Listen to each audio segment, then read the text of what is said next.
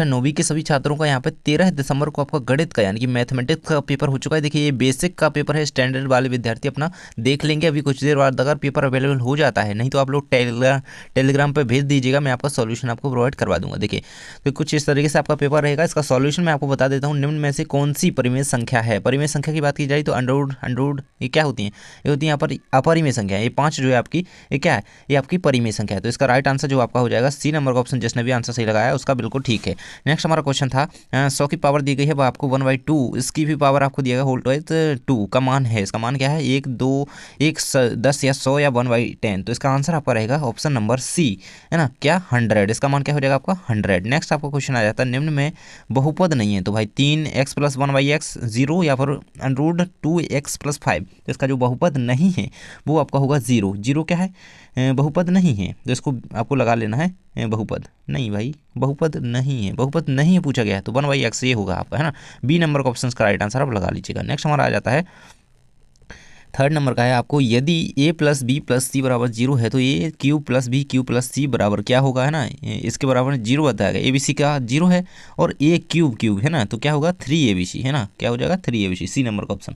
Next हमारा question रहेगा 3/4 में 1/4 को जोड़ने पर क्या प्राप्त होगा? तो इनको आपको जोड़ देना है 1/4 को, 1/4 है सॉरी, हाँ, इनको आपको जोड़ना है। तो आपका आंसर आ जाएगा आपका सी नंबर का ऑप्शन 1/5, है ना। तो इस तरीके से 5 नहीं आएगा, इसका आएगा 1। इसका आंसर क्या आएगा? डी नंबर का ऑप्शन आएगा 1। लास्ट इसका है आपका अपरिमित रूप से नहीं हल होंगे। इस समीकरण के क्या हल होंगे आप निकाल करके देख लीजिएगा, आपको पता चल जाएगा। नेक्स्ट हमारा क्वेश्चन इस तरीके से रहेंगे, ये आपके इंग्लिश मीडियम के। और आगे हमारे क्वेश्चन थे रिक्त स्थान की पूर्ति कीजिए। पहला क्वेश्चन है बिंदु 0, 4 खाली स्थान अक्ष में स्थित होगा, तो प्लस प्लस है तो ये क्या होगा? प्रथम अक्ष में स्थित होगा। किसमें? प्रथम अक्ष में स्थित होगा। लेकिन अक्ष की बात की जा रही तो कौन सी? बाई अक्ष पर होगा, है ना।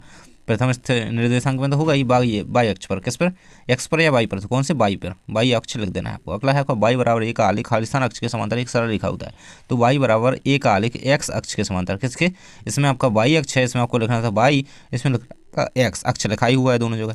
नेक्स्ट है बी रेखा जो एक ही रेखा के समांतर होती हैं परस्पर समानांतर होती हैं। एक ही रेखा के जो समांतर होती हैं वो क्या होती हैं? समानांतर होती हैं। क्या? समांतर होती हैं। इस तरीके से इसका उत्तर आपको यहाँ पर समांतर लिख देना था, यही उत्तर में लिखना था।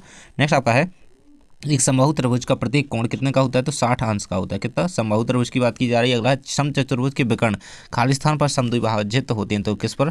लंबवत पर। किस पर? लंबवत पर जो है समद्विभाजित होते हैं। नेक्स्ट हमारा क्वेश्चन है आपका समकोण के एक दूसरे के खाली स्थान होते हैं। समकोण एक दूसरे के क्या होते हैं? समान होते हैं, तो ये आपका यहाँ पर समान उत्तर हो जाएगा। इस तरीके से हमारे कितने क्वेश्चन होते हैं कंप्लीट। आगे हम देख लेते हैं आपके और क्वेश्चन दिए गए थे सत्य असत्य। देखिए पहला है वृत्त एक सरल रेखीय आकृति है ना, तो ये क्या हो जाएगा आपका? असत्य है। फर्स्ट सेकंड है आपका 1-3 समीकरण x + y = 4 का एक हल है, तो ये आपका सत्य रहेगा।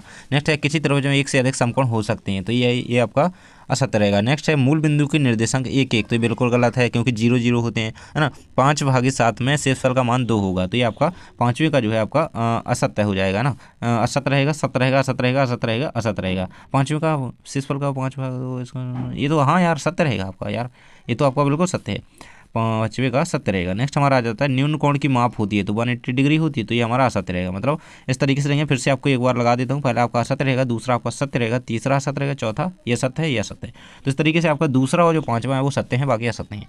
आगे देख लेते हैं आपके सत्य असत्य फिर से दिए गए हैं। देखिए ये ठीक तरीके से इस पेज में बताए गए हैं, तो ये असत्य हैं, सत्य है, असत्य है, असत्य है, सत्य है, असत्य है, तो ये आप कंप्लीट कर लीजिएगा। नेक्स्ट हमारी आ जाती हैं सही जोड़ियाँ। देखिए सही जोड़ियों के आंसर देख लीजिएगा। ये पहले नंबर के दी गई है आपकी 3x का 2 से योग करेंगे, तो ये आपकी डी नंबर से जुड़ जाएगी ना। 3x + 2 है ना, योग करेंगे तो इनको मतलब जोड़ेंगे। 3x क्या करेंगे हम? +2, तो इस तरीके से आपका यही आंसर बिल्कुल सही है। क्या हो जाएगी यहाँ पे? पहले की मिल जाएगी। नेक्स्ट आपका आयत है एक, आयत क्या है? एक चतुर्भुज है ना, तो बिल्कुल है चतुर्भुज है, ये हो जाएगी 2 की, चतुर्भुज से मिल जाएगी इसकी। नेक्स्ट आपकी आ जाती है 3 वालों भुजाओं वाली बंद आकृति, तो भाई सबको पता है त्रिभुज है ना, तीसरे का हो जाएगा। नेक्स्ट आपका वृत्त का परिमाप क्या होता है? वृत्त का परिमाप क्या होता है? चौथे नंबर का, ये आपकी परिधि होती है। वृत्त का परिमाप परिधि आप याद रखिएगा। नेक्स्ट आपका समकोण, तो समकोण का प्रत्येक कोण कितना? 90 डिग्री का होता है, ये 5वें की हो जाएगी, है ना। ये चौथे की थी ना, और ये 6वें की आपकी हो जाएगी। तो इस तरीके से आपकी सभी सही जोड़ियाँ होती हैं कंप्लीट, और इन्हें मिला लीजिएगा। ये फर्स्ट की यहाँ पे लगी ना हमारी ये, तो इस तरीके से सभी के स्क्रीनशॉट ले लो, चेक कर लो। देखिए चैनल को सब्सक्राइब कर लेना क्योंकि वार्षिक परीक्षा का टाइम टेबल आ चुका है और अगले विज्ञान के पेपर की वीडियो डल चुकी है, जाकर के देख लो, वो उससे आपको बहुत हेल्प मिलेगी। एक वाक्य शब्द में उत्तर लिखिए। बहुपद 3x+1 का शून्य क्या है भाई? तो इसका शून्य क्या है, तो वो देखिए इस प्रकार से लिखिएगा, एक x बराबर 1/3 इसका राइट आंसर है। नेक्स्ट है 24 वस्तुओं को 3 3 के समूह में बांटने पर कितने समूह बनेंगे? तो कितने? 8 समूह बनेंगे। 24 वस्तुओं को 8 दिया 24 है ना, तो ये रहेगा 8 समूह बनेंगे। अगला है बिंदु 4 5 किस चतुर्थांश में, कितने में, किस में होगा? प्रथम चतुर्थांश में होगा, यही होगा प्रथम में, प्लस प्लस है ना दोनों के आगे, तो क्या होगा? प्रथम चतुर्थांश में होगा। अगला है बिंदु 3 2 की बाई अक्ष से दूरी क्या होगी? तो भाई बाई अक्ष से दूरी बतानी है, तो कितनी होगी ये, है ना, 5 होगी, है ना, 5.5 इस तरीके से कह सकते हैं, या फिर 3 इकाई भी इसका आंसर, हाँ 5 नहीं है इसका, क्या है? 3 2 की, है ना। इसकी इकाई दूरी बतानी है आपको, इसकी इकाई दूरी होगी 3। देखिए इस तरीके से बनेगा, तो वाई अक्ष से दूरी मांग रहा है, ये हमारा वाई अक्ष होता है ना, ये होता है हमारा वाई अक्ष, है ना। वाई अक्ष से कितनी दूरी मांग रहा है आपको? 3 2 की दूरी, तो 3 2 की, तो इस तरीके से इसके 3 ही आंसर आपको इसका आ जाएगा। नेक्स्ट हमारा प्रथम 10 प्राकृत संख्याओं का योग क्या होगा? तो ये होगा हमारा 55, इसका आंसर याद रखना। नेक्स्ट है तीन संरेख बिंदुओं से होकर अधिकतम कितने वृत्त खींचे जा सकते हैं? तो एक, है ना, याद रखना है, एक आपका इसका तो उत्तर है। तो इस तरीके से आपके सभी क्वेश्चन होते हैं कंप्लीट। आगे आपके देखिए इस तरीके से पेपर रहा है, मैंने ये क्वेश्चन आपको बताया था, ये भी बताया था, ये आया है, और जो क्वेश्चन मैंने बताए थे पूरे के पूरे लगभग आपके जो है पूछे गए हैं ना। देखिए ये भी बताया था, इसका मान आपको याद कर लेना, ये आया है ना। 32 की जगह मैंने क्या 16 बताया था भाई। तो अगर आपको उसका टाइप आता है ना क्वेश्चन का, ठीक है, इस तरीके से सॉल्व करना है। ये भी देखो मैंने कार्तीय तल पर आलेखित करने के लिए क्वेश्चन बिल्कुल बताया था, आया है ना। और ये क्षैतिज रेखा उर्ध्वाधर रेखा इनको प्रतिच्छेद बिंदु को क्यों कहते हैं, ये नहीं बताया था। अगला आ जाता है ये वाला क्वेश्चन होगा, भुज की कोटि के मान, है ना। ये सारे क्वेश्चन देखो, काफ़ी सारे क्वेश्चन जो है रिपीट हुए पूछे गए। ये क्वेश्चन मैंने आपको बताया था, ये डायग्राम वाला, है ना, ये बिल्कुल से आया है। देखिए तो आप लोगों को अगर विज्ञान की तैयारी करनी है तो वीडियो डल चुकी है, जाकर के देख लो। थैंक्स फॉर वॉचिंग, मिलते हैं नेक्स्ट वीडियो में।